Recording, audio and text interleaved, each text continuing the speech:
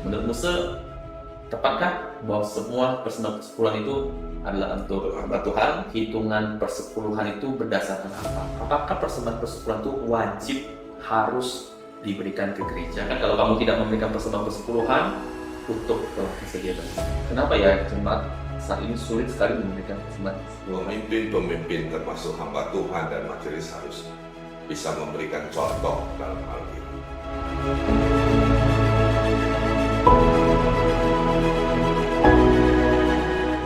Saudara-saudara yang terkasih dalam Tuhan, apa kabarnya? Kami dari Komisi Pembinaan Sinode GKB menyadari bahwa terkadang kita sebagai anak-anak Tuhan, kita punya pertanyaan ataupun juga kebingungan terhadap beberapa penerapan firman Tuhan di dalam ranah praktikal di dalam kehidupan kita masing-masing. Perbincangan pada hari ini kita lakukan supaya memberikan insight, masukan, maupun juga jawaban terhadap kebingungan ataupun juga pertanyaan seputar tentang penerapan firman Tuhan secara praktikal dalam kehidupan kita. Nah, hari ini kita akan membahas topik yang sangat menarik, yaitu tentang persembahan konsep perpuluhan di gereja. Bersama kita, narasumber adalah Pendeta Samuel Fu, Ketua Sinode GKB. Selamat sore, Musa. Selamat sore, Mia Harvey. Ya, hari ini kita akan bahas tentang konsep persembahan di gereja ya. Ya. Persembahan perpuluhan atau persepuluhan. Ya, mungkin sekedar klarifikasi dulu Musa ya. Ya. Yang benar tuh yang benar apa ya? Persepuluhan atau perpuluhan ya? Ya, kalau kita melihat dari bahasa Indonesia, perpuluhan itu kan artinya 10, 20, 30 itu namanya perpuluhan. Ya. Jadi yang lebih tepat harusnya persepuluhan. Jadi 10 karena itu ada diajarkan Alkitab 1/10 yang menjadi hasil tanah, bumi yang dipersembahkan kepada Tuhan. Jadi persepuluhan itu lebih tepat dan itu juga yang dipergunakan di dalam Alkitab bahasa Indonesia kita. Baik, Musa. Karena ini kan konsep pengajaran yang kita percaya diajarkan oleh firman Tuhan. Ya. Bagaimana kita bisa memahami apa yang firman Tuhan ajarkan tentang konsep persepuluhan, khususnya di Perjanjian Lama? Ya.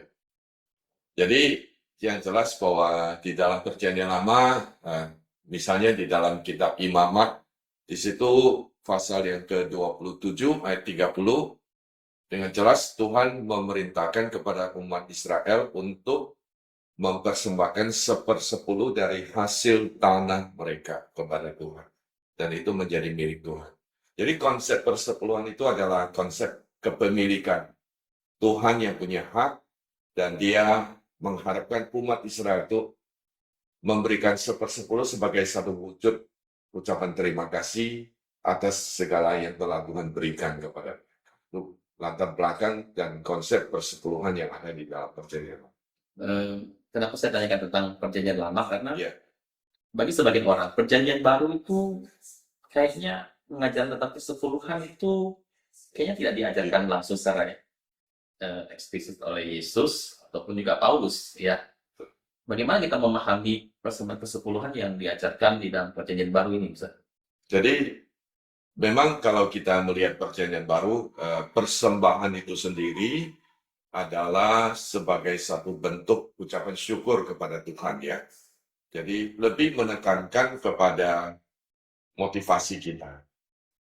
Kita bersyukur dengan sukarela memberikan persembahan kepada Tuhan, itu yang lebih ditekankan. Agak berbeda kalau di Perjanjian Lama itu kan sangat tegas mengatakan 1/10 menjadi milik Tuhan. Nah, di dalam Perjanjian Baru itu lebih menekankan kepada motivasi sikap hati kita untuk memberikan kepada Tuhan. Tetapi walau bagaimanapun Perjanjian Baru tidak pernah menghapus apa yang diajarkan di dalam Perjanjian Lama tentang persepuluhan itu.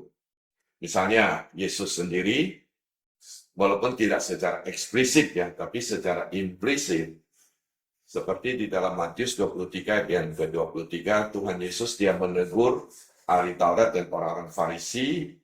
Mereka menjalankan persepuluhan, tapi mereka mengabaikan hal yang lebih penting, yaitu kesetiaan, belas kasihan, dan keadilan.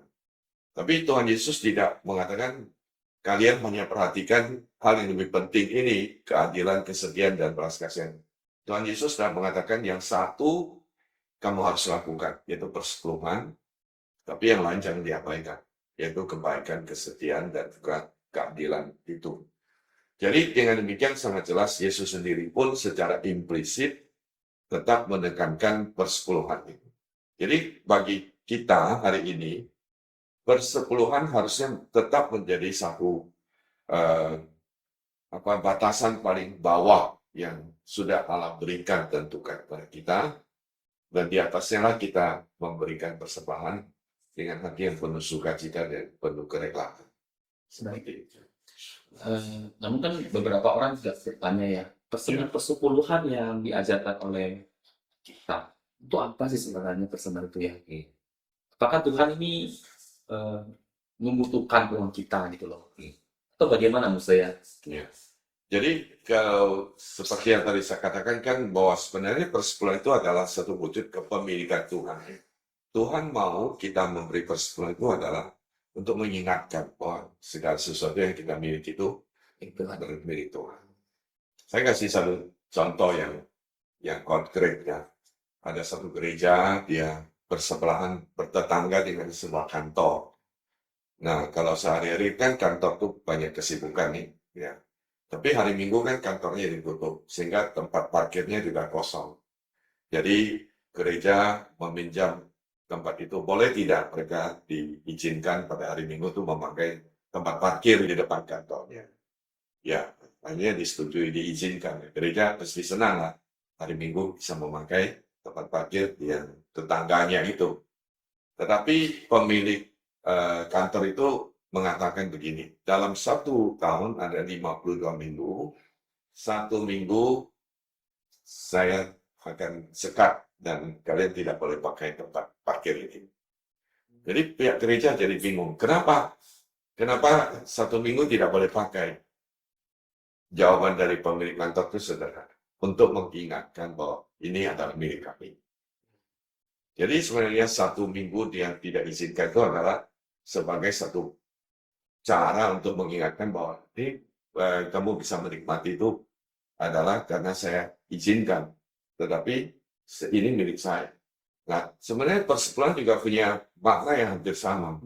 Artinya Tuhan mau kita memberi sepersepuluh itu bukan karena Tuhan yang butuhkan apa yang kita persembahkan, tapi untuk mengingatkan bahwa sebenarnya apa yang kamu miliki itu milik saya berikan kepada. Nah, tentu di dalam Alkitab, baik Perjanjian Lama dan Baru, persembahan itu sendiri ada manfaat-manfaatnya. Misalnya, Perjanjian Lama untuk kebutuhan orang Lewi, ya, untuk kebutuhan di dalam kemah suci atau di dalam bait suci, kemudian juga untuk membantu orang-orang yang miskin, misalnya para janda, kemudian yatim, orang asing, seperti itu. Dan itu pun di dalam Perjanjian Baru, konsep itu tetap berlaku seperti itu. Baik, tadi kan katakan sebuah persembahan pada Perjanjian Lama itu adalah untuk menopang hidup orang Lewi dan juga dipakai untuk bantuan terhadap janda-janda miskin ataupun orang yang susah. Demikian juga sepertinya di Perjanjian Baru ini, ya. Nah, konteks untuk gereja masa kini ada beberapa pemahaman ya yang mengatakan bahwa saat ini persembahan persepuluhan adalah untuk menopang hidup para hamba Tuhan. Jadi semua persembahan persepuluhan adalah milik hamba Tuhan. Nah, mungkin ada dari beberapa pengajaran yang seperti itu ya.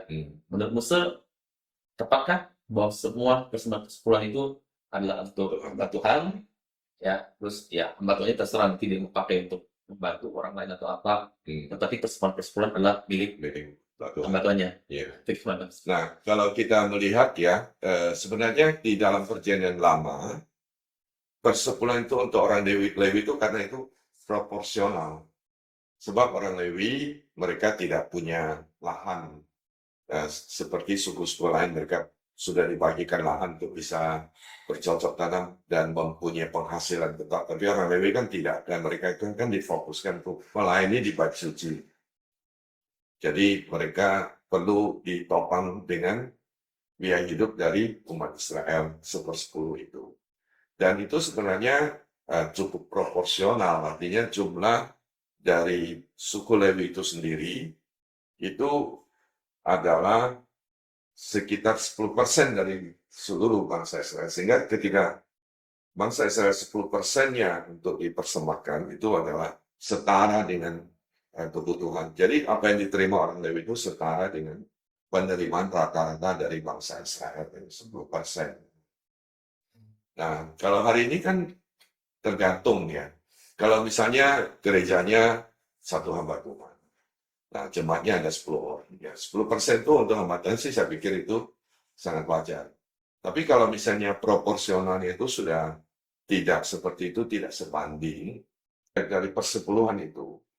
Jadi harusnya dihitung berapa yang rata-rata penghasilan wajar untuk hamba Tuhan. Sisanya tetap bisa dipergunakan untuk pelayanan-pelayanan yang lain. Jadi tidak harus semuanya untuk hamba Tuhan. Jadi, saya bisa bayangkan kalau tidak proporsional, jemaatnya ada 2.000, hamba Iya. cuma 10, berarti ya, itu Ya, jadi tidak itu proporsional. tidak proporsional, jadi tentu tidak akan memakai cara seperti itu.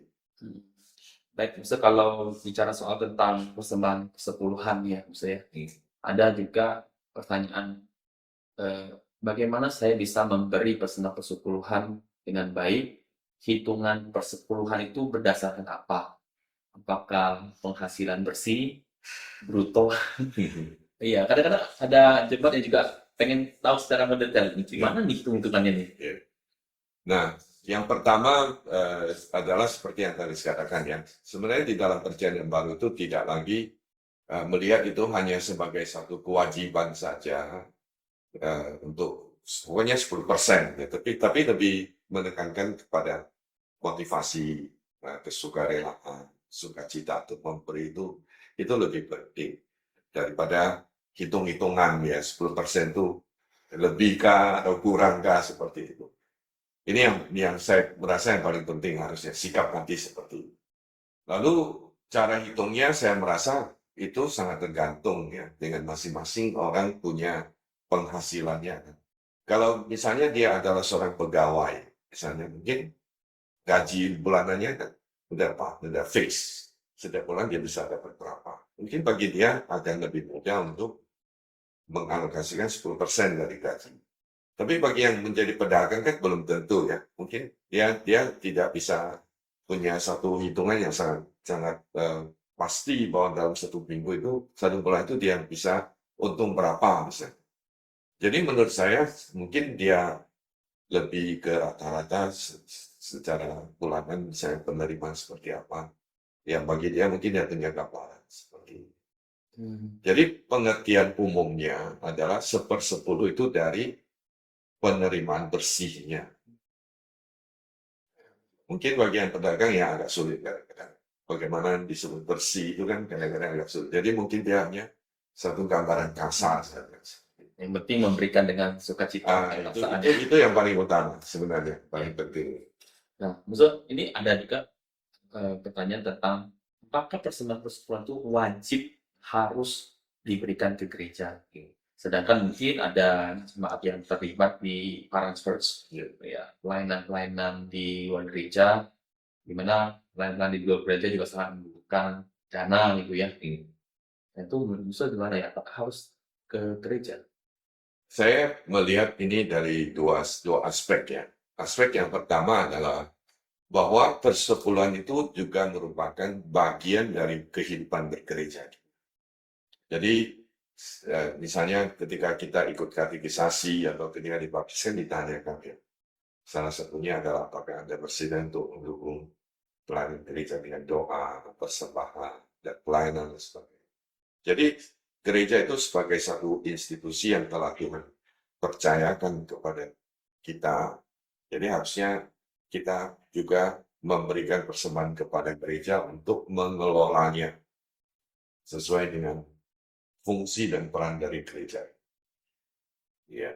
Jadi kalau di luar dari itu misalnya ada para church atau organisasi-organisasi apa yang membutuhkan, ya di satu sisi harusnya mungkin itu berkolaborasi dengan gereja untuk membackup pelayanan dan kebutuhan untuk misalnya misi ataupun juga lembaga yang ada kan lewat itu. Yang kedua bisa juga dia tetap mendukung pelayanan di luar tapi tidak mengurangi persepuluhan yang sudah dia diberikan kepada gereja. Jadi jangan karena mendukung sesuatu lalu porsi yang harusnya menjadi persembahan ke gereja itu dikurangi. Jadi kalau Tuhan berikan dia berkat lebih banyak, ya dia bisa memberi lebih dari 10% penghasilan. Itu yang lebih bijak dan lebih tepat menurut saya. Karena gereja juga adalah panjangan tangan Tuhan ya, Ya, untuk mengerjakan pekerjaan Tuhan di ya, dunia ini. ya, Sehingga ketika kita memberikan persembahan persepuluhan, ya kita juga punya bagian juga pekerjaan Tuhan. betul. Hmm. Lalu eh, pertanyaan yang juga sering kali muncul adalah tentang di gereja itu banyak sekali pos-pos persembahan. Kadang ada jemaat berpikir ada persembahan persepuluhan, tapi nanti gereja umumkan ada persembahan misi lagi, persembahan diakonia lagi, persembahan ini lagi, persembahan itu lagi. Wah, Iya. itu bagaimana ya? Ada orang berpikir, ya saya dukung yang satu aja, persepuluhan yang lain saya tidak mau hukum ya. Iya. Karena ya terbatas. Terus ada juga berpikir ya udah persepuluhan saya bagi. Iya. Ya berapa persen ke sini, berapa persen ke pos-pos yang lain. Jadi ya jadi akhirnya jadi terpenuhi 10% itu. Tapi saya tidak fokus pada pos persembahan persepuluhan yang biasa dibuka oleh gereja. Itu bagaimana maksud?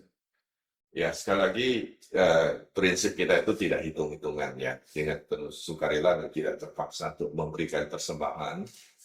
Jadi ini juga kadang-kadang tergantung dengan gereja. Ya. Ada gereja yang dia satu pintu, semua persembahan itu satu pintu nanti baru dialokasikan untuk ini pelayan misi, ini pelayan diakonia, ada yang seperti itu.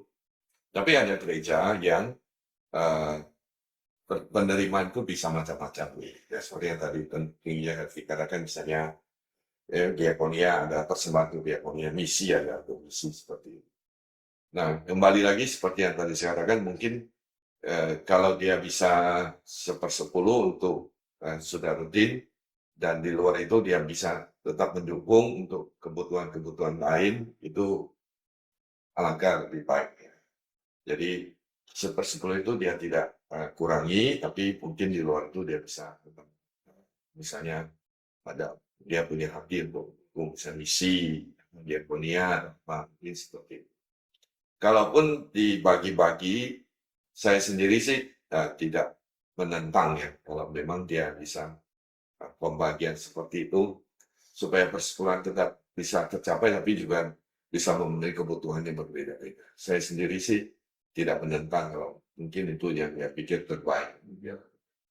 Lalu tentang persembahan persepuluhan yang tadi Musa katakan itu adalah bottom line ya. Apakah nanti jadi kayak kesan gini, ada jemaat yang sulit bergumul dengan ekonomi untuk makan sehari-hari itu mungkin sangat sulit ya, memberikan persembahan persepuluhan itu kayaknya berat sekali. Sedangkan kalau dia tidak memberi, rasanya ada rasa bersalah. Terus juga gereja seringkali mungkin menyuarakan tentang persembahan persepuluhan harus dibawa ke gereja. Sehingga mungkin ada jemaat yang kayaknya merasa bersalah, minder, tidak bisa memberikan persembahan persepuluhan. Itu bagaimana ya, Mister? Ya, Alkitab mengatakan kepada kita supaya tidak memberi dengan terpaksa, tapi dengan sukarela. Dengan kata lain, ya Tuhan pasti tidak akan menuntut atau memaksa kita untuk memberikan apa yang tidak kita miliki. Jadi saya sih merasa bahwa Tuhan pasti akan mengerti apabila untuk kebutuhan sehari-hari saja mungkin dia sulit untuk memenuhi. Ya. Tapi di sisi lain sebenarnya ini sangat relatif sifatnya. Itu juga sangat tergantung bagaimana cara kita untuk mengelola uang. Jadi kalau misalnya kita dengan penghasilan yang terbatas, kalau kita bisa mengatur sedemikian rupa, tetap ada 10% dari penghasilan terbatas seperti itu. Dan bagaimana dia bisa mengelola, saya pikir itu mungkin masih bisa dilakukan. Jadi jangan dengan alasan saya punya kebutuhan yang besar lalu saya tidak memberi persepuluhan. Padahal kalau dia bisa kelola dengan baik harusnya dia bisa masih mampu. Jadi saya sih melihat itu sebenarnya sangat relatif ya sifatnya. Ya, jadi walaupun penghasilan sedikit tapi kalau dia kelola dengan baik 10%, mungkin dia masih tetap bisa kan Tuhan sudah menentukan 10%, pasti dia tahu itu adalah angka yang harusnya masih bisa bagi kita, karena dia tidak tuntut lebih besar, ya 10%. Ya, saya ingat ada sebuah kesaksian ya, mengatakan, wah saya susah sekali memberikan persepuluhan. Tapi ketika dia berani memberikan persepuluhan, justru dia merasa bahwa yang dulunya tidak memberi, selalu merasa tidak cukup. Ketika dia sudah memberi, ternyata merasa bahwa segala sesuatu dicukupkan. Nah, tapi di sisi lain bisa ya, ada orang yang punya penghasilan yang banyak ya, Iya. tapi persembahan persepuluhan mereka nggak sampai gitu loh ya. Karena ya jumlah persepuluhan mungkin Kalau terasa besar. besar ya. Nah, itu ya Iya. seperti apa ini secara punya pandangan. Nah, saya pikir itulah ya, mengapa Tuhan tentukan 10%, sebenarnya itu adalah cara yang paling adil gitu. Ya Tuhan, tentukan untuk kita gitu ya. Tuhan tidak mematok satu angka seperti itu. Kalau mematok satu angka kan mungkin ada orang yang sulit, tapi ada orang yang merasa terlalu ringan. Tapi 10% itu sebenarnya sangat adil. Siapapun penerimanya, 10%-nya milik Tuhan atau kembali kepada Tuhan. Jadi memang bagi orang-orang yang penghasilannya besar, mungkin dia memberikan besar, tapi dia juga jangan lupa 90%-nya tetap milik dia. Artinya kan Namanya. dia kan yang persembahan 10%, padahal dia jangan melihat yang dipersembahkan. Harusnya dia melihat apa yang telah Tuhan berikan yang begitu banyak untuk dia. Bukan begitu kan? Ya, Lalu seperti kesaksian yang di Koran itu ya, saya ya, dengar ya. ya betul. Jadi prinsip dalam Alkitab dan khususnya Perjanjian Baru itu lebih kepada keseimbangan. Ya, kalau Tuhan berkati kita banyak dan kita tidak butuh sebanyak itu, kenapa tidak kita persembahkan? Dan itu bisa dipakai untuk sesuatu yang punya nilai yang kekal kan? Ya, seperti pendeta Rick Warren yang awalnya dia hanya persembahan 10%, tapi karena dia menulis buku dan punya penghasilan yang banyak, dia tingkatkan persembahannya itu dari 10%, 20%, sampai terakhir 90% dia persembahkan. Kenapa? Karena dia hanya butuh 10%-nya itu. Jadi yang 90% dia persembahkan untuk bisa dipergunakan pekerjaan Tuhan. Berbicara soal tentang persembahan persepuluhan, Musa, Ya. ada hamba Tuhan ataupun gereja yang mengajarkan, oh, kalau kamu memberikan persembahan persepuluhan, itu akan ada berkat tersendiri dari Tuhan. Akan sering mengutip kitab Aleki ya, tingkap-tingkap langit akan dibukakan kepada kamu, ya, sehingga kamu akan punya kelimpahan. Sedangkan kalau kamu tidak memberikan persembahan persepuluhan, untuk telah tersedia bagi kamu. Nah, cukup ekstrim manusia untuk mengajar seperti ini. Menurut Musa seperti apa? Iya. Sekali lagi ya, saya tetap tekankan bahwa Alkitab mengingatkan kita, pertama, persembahan itu jangan terpaksa. Kedua, harus dengan sukarela, dengan kerela hati, karena Tuhan berkenan pada orang yang memberikan dengan sukarela. Jadi, bukan karena rasa takut. Kita jangan lupa, apa yang dikatakan kitab Malaki itu di dalam konteks peringatan Tuhan kepada bangsa Israel yang telah mengabaikan apa yang menjadi kewajiban, yaitu ketika mereka pulang dari pembuangan dan ketika mereka membangun kembali bait suci, dan ketika itu terjadi kesulitan, ada penolakan sehingga akhirnya pekerjaan itu terhenti.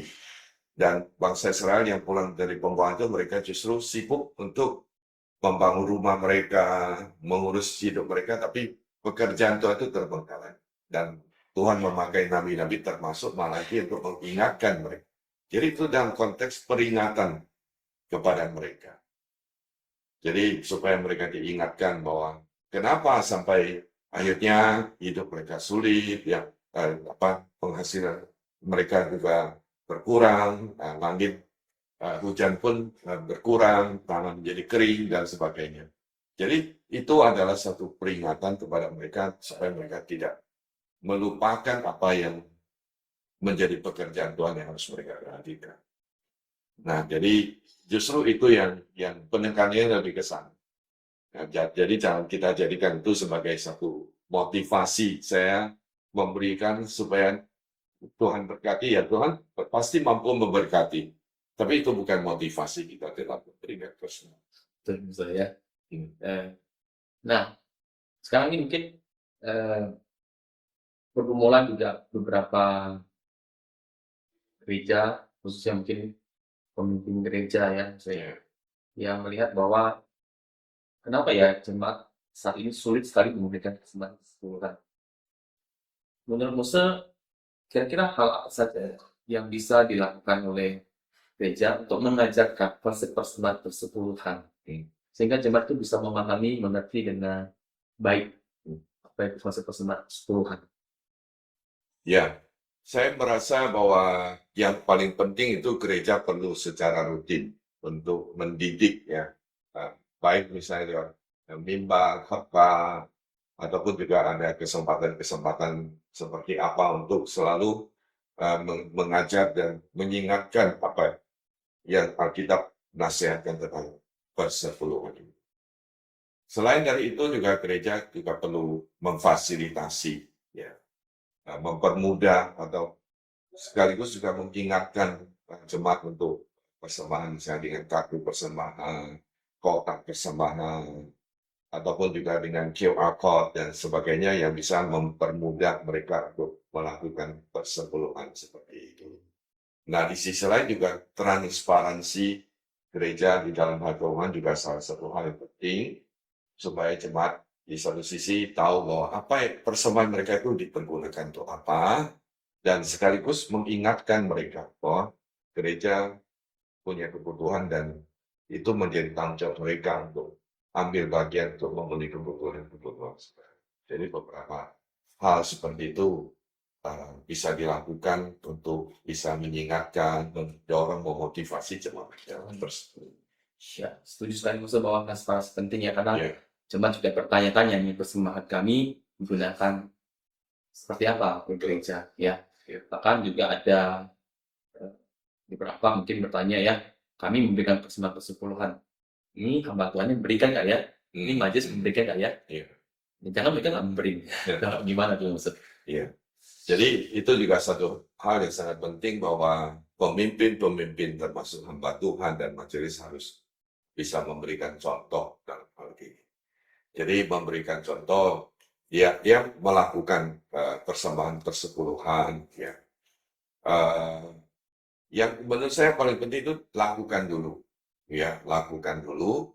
Ya, Tuhan memakai orang-orang yang tidak hanya berbicara dengan mulut, tapi melakukan firman Tuhan lewat hidupnya. Ya, kita percaya bahwa ketika kita menjalankan dan menaati dan menjadi contoh, pasti itu akan membawa dampak kepada jemaat yang lain. Minimal misalnya ketika dia berbicara tentang persepuluhan, dia pasti lebih yakin karena dia sudah melakukan. Kalau dia tidak melakukan, bagaimana dia bisa mengajar dengan otoritas gitu, padahal dia sendiri tidak melakukan. Atau misalnya ketika ditanya, dia siap untuk menjawab. Ya, jadi cara-cara seperti ini, saya merasa bahwa dia tidak perlu takut untuk menyampaikan bahwa saya sudah menjalankan persepuluhan. Ya, dia tidak perlu merasa sungkan untuk menyampaikan. Walaupun ini hal yang sensitif, ya. Mungkin dia tidak mau orang tahu berapa banyak yang dia persembahkan, tapi minimal orang tahu bahwa dia sudah melakukan. Angkanya berapa kan tidak harus tahu, tapi yang penting dia sudah melakukan. Ya, Ya, seperti itu. dengan berbagai cara pun juga bisa dilakukan ya Musa ya. Ya, Saya pernah ingat dulu saya pernah hadir di sebuah gereja, ya, itu gembala sidangnya itu mengangkat persembahannya dan berkata kepada jemaat, saya bukan hanya ngomong saja, tapi saya yang juga memberikan contoh, dan dia pertama kali masukkan persembahan persepuluhan di dalam kotak persembahan itu lalu diikuti dengan jemaat-jemaat yang ada. ya, Ya, itu mungkin salah satu contoh keteladanan yang bisa dilihat ya, maksud. ya. Tapi walaupun tidak seperti itu, yang penting kita melakukannya. Melakukan, betul, melakukan. Juga ketika kita menyampaikan tentang konsep persembahan persepuluhan, kita dan jemaat tidak merasa bahwa ini kayaknya kita kurang empati terhadap pergumulan mereka, ya, tidak mengerti masalah mereka, ataupun terkesan kayak hanya ngomong soal uang saja, ya. Dengan jemaat bisa memahami dengan lebih baik ya. Baik, terima kasih Musa untuk perbincangan kita hari ini ya tentang konsep persembahan persepuluhan dari gereja. Demikian saudara-saudara, apa yang menjadi perbincangan kami pada hari ini. Sebelum kita akhiri, saya persilakan sekali lagi Pendeta Samuel mungkin ada closing statement untuk disampaikan. Ya, saudara sekalian, kita tahu bahwa hidup kita ini adalah milik Tuhan. Segala kemampuan, tenaga, pikiran kita, pengalaman hidup kita, skill kita, semua itu bersumber dari Tuhan kita. Karena itu, maka ketika kita diberkati oleh Tuhan secara materi dalam hidup ini, kita ingat bahwa semua itu kalau bukan Tuhan, kita tidak mungkin bisa mendapatkan. Dan Tuhan mau supaya kita selalu bersyukur atas apa yang telah Dia berikan kepada kita. Itulah makna dan tujuan dari persepuluhan. Bukan karena Tuhan butuh uang kita, tapi Tuhan mau kita ingat bahwa hidup kita milik Tuhan. Apalagi Tuhan Yesus telah mengorbankan nyawanya bagi kita. Sehingga seperti apa yang dikatakan Rasul Paulus, bahwa hidup ini bukan milik kita, tapi milik Tuhan yang sudah menebus kita dengan harga yang mahal. Dan harusnya kita mempersembahkan seluruh hidup kita kepada Tuhan. Nah, termasuk juga berkat secara material, uang yang Tuhan berikan. Jadi, marilah kita bersama-sama diingatkan bahwa Tuhan menyenangi dan memberkati orang yang memberikan bukan dengan terpaksa, tapi dengan sukacita. Itu yang Tuhan senang dari diri kita. Demikian, Tuhan memberkati. Terima kasih, Musa. Sampai jumpa saudara-saudara dalam perbincangan yang selanjutnya. Tuhan Yesus memberkati. Tuhan berkati.